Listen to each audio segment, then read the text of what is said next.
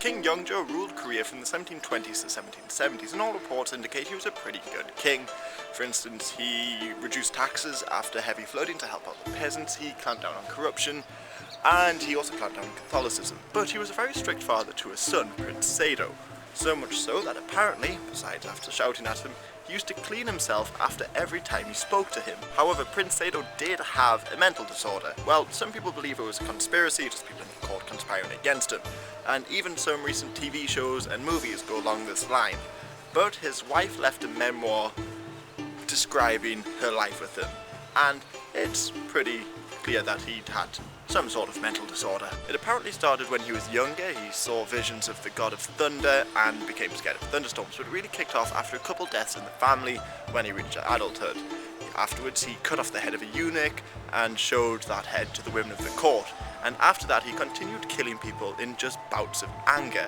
Apparently, it soothed him. Apart from the killings, he would do things like ordering a large amount of clothes and only wear one item of clothing. Some of the other clothes that he ordered in, he would burn in a sort of sacrifice to some unknown spirit. In fact, he was pretty obsessed with clothes and very superstitious about which item to wear. He would also drink in court despite alcohol being banned. He had orgies. He began to stalk his sister and began to rape quite a lot of women in the court. But of course, it was the killing that was the most alarming to everybody. And apparently, a couple bodies each day had to be taken out after he'd killed them.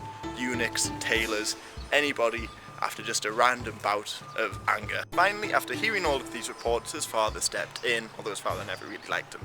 But he couldn't go ahead and declare Prince Sado a traitor because he was its only male son.